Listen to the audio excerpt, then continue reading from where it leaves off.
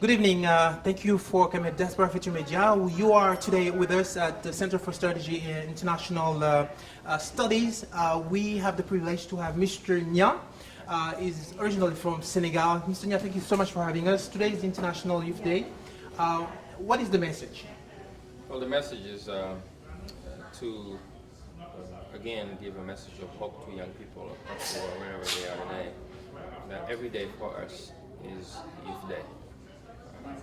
If you see what we're doing with the world today with the Give One Project, which is a non-profit organization that's global, focused on youth engagement and entrepreneurship and l'autonomisation de la jeunesse, to help them to be more self-sufficient, also to believe in themselves, to dream of a better world, to ask themselves the question that I ask to many young people, what kind of world do they want to see?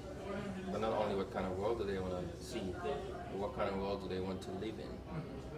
And once we ask that question, the answer is, how are we going to make that world possible?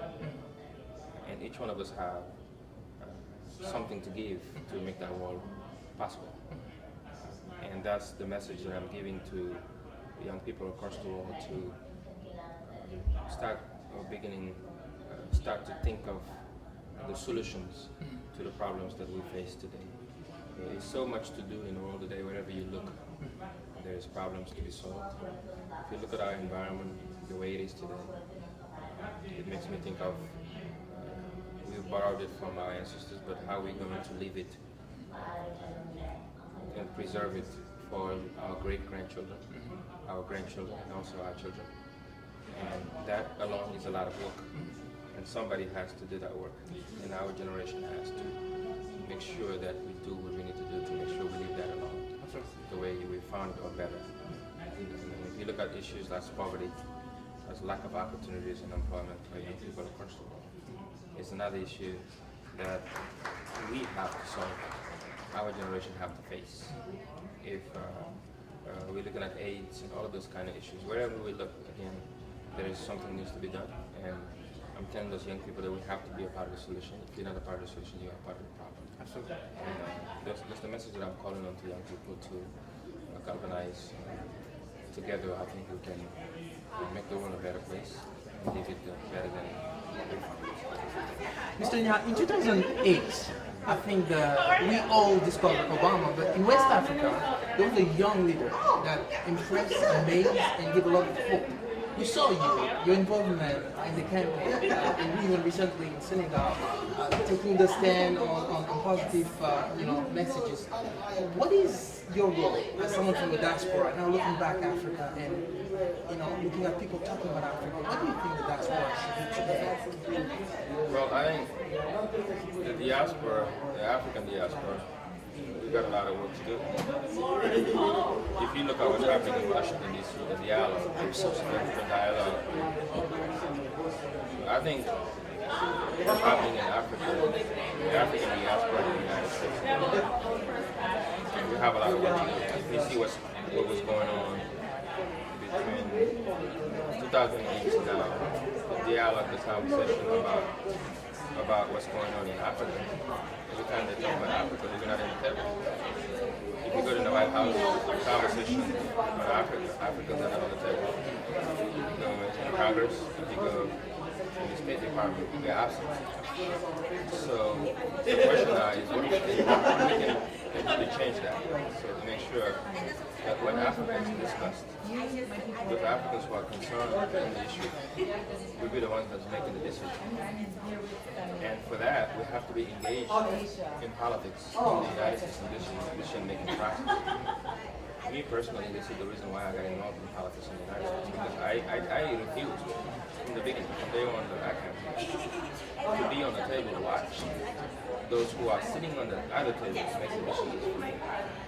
Whether it's in the United States of America, or whether it's in Africa, or in the world issues. Because the problems that we face in this country, for example, they're going to affect my child who was born here and his future. And it's for me to decide if I want to be a part of the solution that's going to make his life better. In the same way for Africa. So what I'm saying to the diaspora is that we have to get more involved. The Latino community are very involved the United States. They have a Latino caucus in the United States Congress. Asian Americans are doing the same thing. Even African Americans are ahead of the game from a lot of people. And these things, even African Americans are the same thing. So these things should be an example for us Africans to get involved.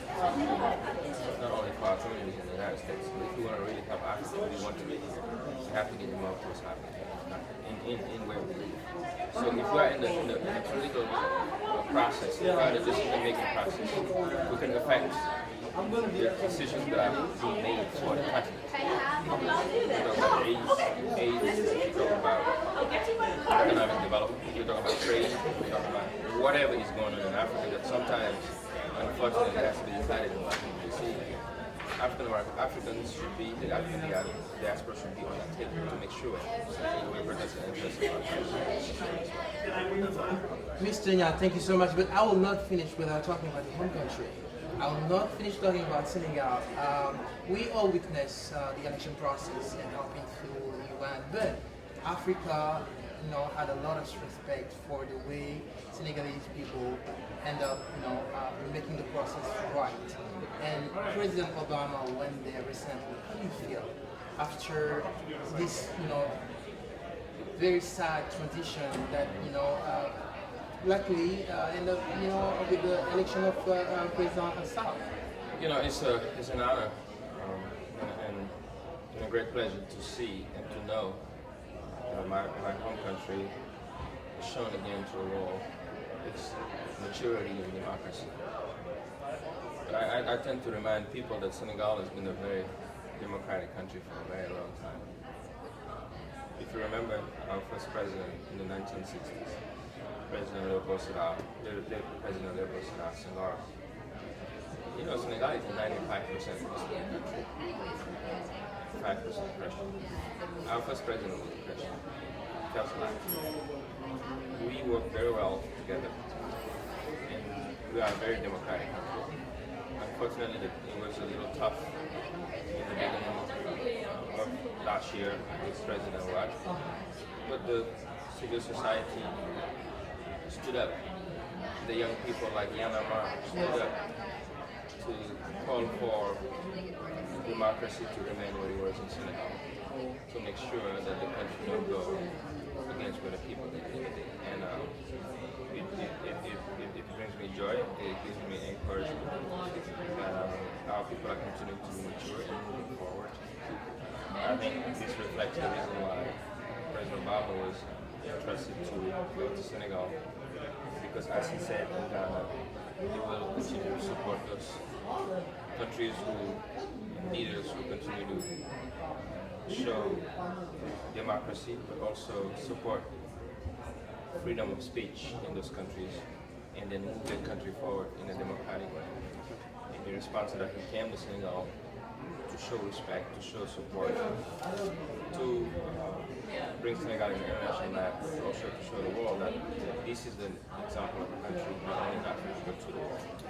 That we can have a peaceful transition, we can have peaceful elections, and the people in the end will have to decide, because we believe it or not, we want it or not, the power remains split. Absolutely. Thank you so much, Mr. Niang.